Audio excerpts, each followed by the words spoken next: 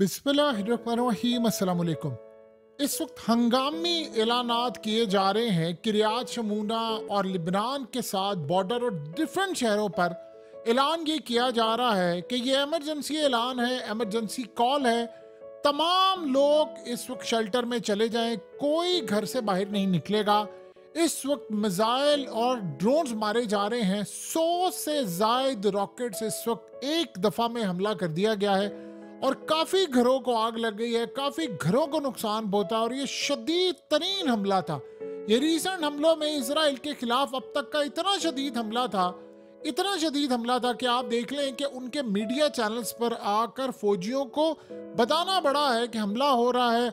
और साइड के ऊपर अब उन्होंने बताना शुरू कर दिया कि कहाँ कहाँ मिसाइल लग रहे हैं, किन इलाकों के अंदर इमरजेंसी की सूरत हाल है, कहाँ पर रॉकेट गिराए जा रहे हैं। और लोगों को इन्फॉर्म किया जा रहा है किसी सूरत कोई घर से ना निकले और फौरी तौर पर तमाम के तमाम लोग इस वक्त शेल्टर्स में मुंतकिल हो जाए। देखिए, आम रूटीन में एक बात समझ लें कि आपके ऊपर हमला होता है, आप घर से बाहर निकले, आपके बच्चे घर में हैं, आपकी फैमिली घर में है और आपके मोबाइल पर मैसेजेस आ रहे हैं और मैसेजेस में ये लिखा हुआ है कि आपके घर पर इस वक्त रॉकेट मारे गए हैं। तो आप अंदाज़ा कर सकते हैं वो खौफ की कैफियत क्या है कि आप अपने घर वालों को बचाने के लिए क्या कुछ करें। जाहिर सी बात है, हर वक्त तो कोई घर में मौजूद नहीं रह सकता। हमला इतना बड़ा था, इतना खतरनाक हमला था कि आप अंदाजा करें कि उसके बाद की सूरत हाल इतनी ज़्यादा इसराइल में ख़राब हुई है कि वहाँ पर मिनिस्टर्स ने और बहुत सारे लोगों ने अब ये कहना शुरू कर दिया है कि अब वक्त आ गया है कि जंग को ख़त्म करें, ये इसराइल के मफाद में है और हमारी सूरत हाल बहुत ख़तरनाक हो चली है। यानी आप अंदाज़ा करें कि वहाँ के लोग इस वक्त चीख रहे हैं, घरों से निकले हुए हैं, किसी को नहीं पता कि किस तरह रॉकेट। यानी आप ये सोचें कि मामला ये होता है कि फौरी तौर पर ये लोग शेल्टर्स में चले जाते हैं और इजराइल ने सारी ज़िंदगी इनके शेल्टर्स बनाकर दिए। ये जब शेल्टर्स में जाते हैं तो उसके बाद घर का ऊपर वाले कई हिस्से तबाह हो जाते हैं और फिर उसके बाद एमरजेंसी सूरत हाल होती है। यानी वहाँ पर बुलाना पड़ता फायर फाइटर्स को, वो आए और आकर आग बुझाएं, चीज़ें देखें और फिर लोगों को वो निकालने के लिए राब्ते करते हैं। इस वक्त इसराइल की सूरत हाल बहुत ज़्यादा खौफजदा है। आप बताएं कि अचानक से 100 से ज़ायद रॉकेट मारे जाएं और डिफरेंट जगहों पर मारे जाए, लोगों के घरों के ऊपर जाकर रॉकेट गिरे हैं और उस सूरत हाल में पूरे इलाके में सायरन बज रहे हैं। आप लोग घरों में चले जाएं, जिनके घरों में गिरे हैं उनकी तो सूरत हाल डिफरेंट है। सोचें कि जिनके इर्द गिर्द की सूरत हाल है वो कितनी खतरनाक और खौफ वाली सूरत हाल होगी। यही वो वजह है कि इस वक्त पूरी की पूरी अवाम ये कह रही है कि हमें हर सूरत अब ये जंग बंद करनी है।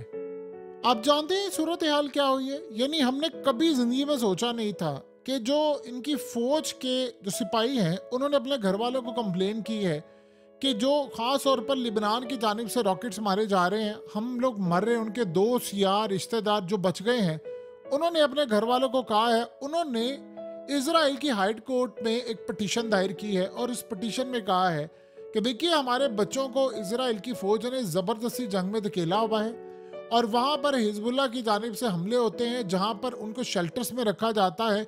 वो इतने ख़तरनाक हैं कि कई दफ़ा शेल्टर्स के ऊपर आकर उनके ड्रोन्स और उनके रॉकेट मारे गए हैं, तो कई लोग वहाँ पर मारे गए हैं। सो इस सूरत हाल के अंदर हमें ख़तरा ये है कि जो बच गए हैं उनको भी फौरी तौर पर तबाही का सामना करना पड़ सकता है।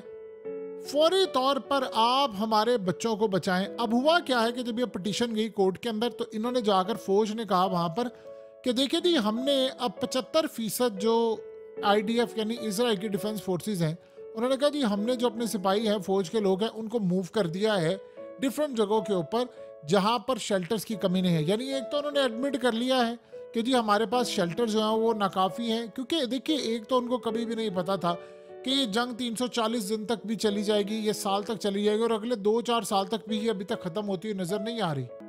अब मसला सारा ये है कि घर वाले कह रहे हैं कि हमें अपने यानी बच्चों को कह रहे हैं कि आपने किसी सूरत हथियार नहीं उठाने। ये इसराइल की तारीख में पहली मर्तबा ऐसा हुआ है कि पेरेंट्स हाई कोर्ट में चले गए हैं और कह रहे हैं कि हमारे बच्चों को मरने के लिए इन्होंने लिबनान के आगे, हिजबुल्लाह के आगे फेंक दिया है। ना शेल्टर्स है, ना बचाने की कोई सूरत हाल है, सिर्फ नेतन्याहू इस वक्त जंग चाह रहा है। ये इस वक्त सूरत हाल वहाँ पर चल रही है।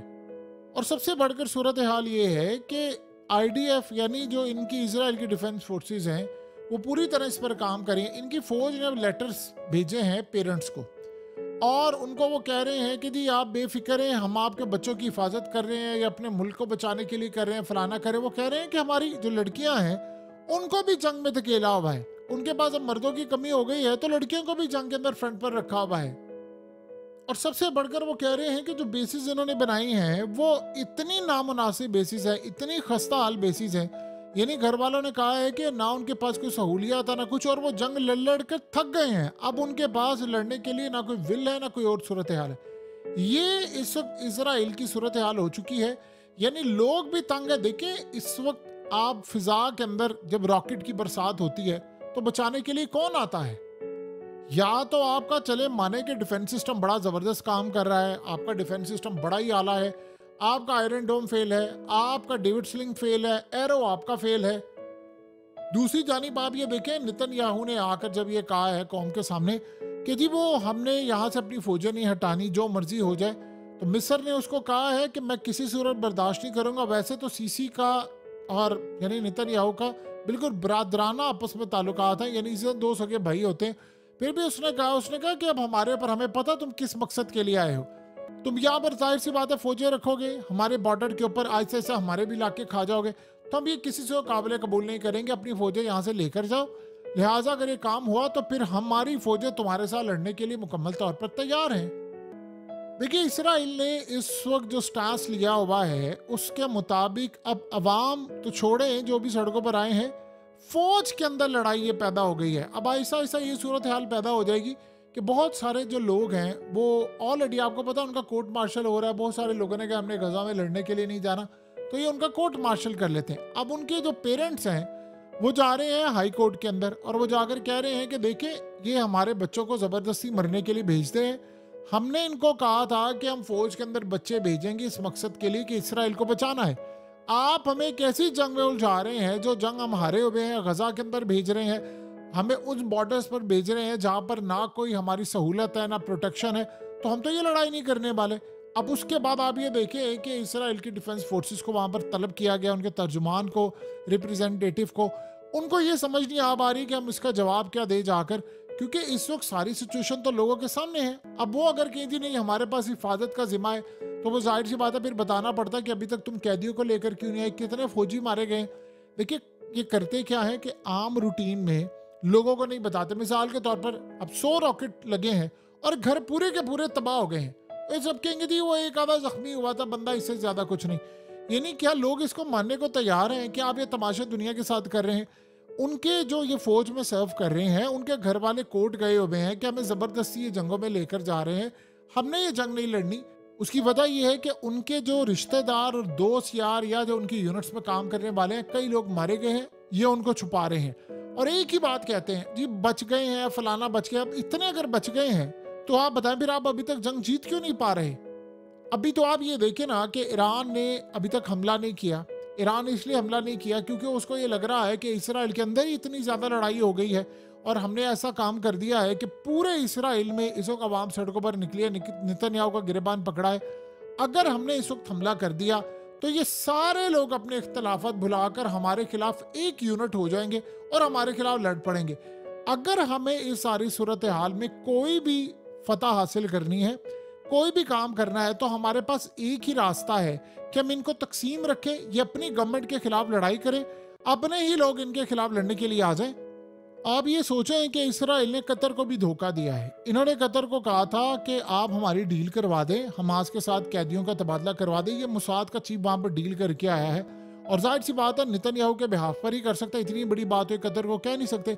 इन्होंने कहा जी ये जो सेकंड फेज आएगा हम अपनी फौज भी यहाँ से निकाल लेंगे, आप हमारे कैदियों को भी रिहा करवा दें, उनसे मामला तय कर लें, हम जंग बंदी के लिए तैयार हैं। ये दो चार जो शराइत हैं हम उनको तस्लीम करवाना चाहते हैं। अब जब सारे के सारे मामला हो गए तो आप सोचें ये मुसाद का चीफ कह रहा है कि मैं सारी डील करके आ गया, तो अचानक से पता ये चला है कि हम बैठे हुए थे तो हमें ये लगा कि नेतन्याहू अब कौम से खिताब करने के लिए जा रहे हैं, हम फौजें निकाल रहे हैं, तो हम सारे खुश थे कि चलो जंग बंदी हो रही है।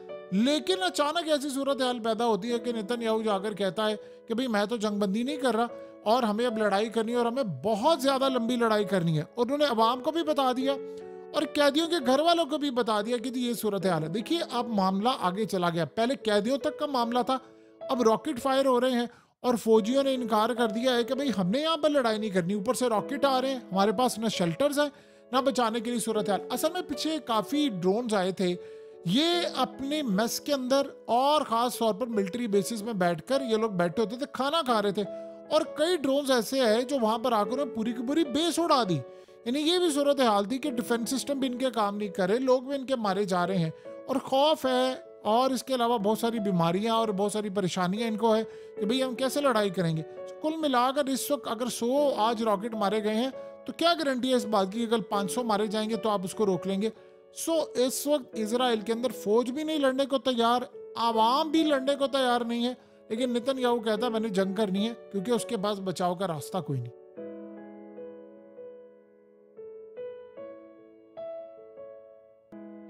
हकीकत टीवी को सब्सक्राइब करना मत भूलें, वीडियो को लाइक करें, शेयर करें और कमेंट सेक्शन में अपनी राय का इजहार ज़रूर करें।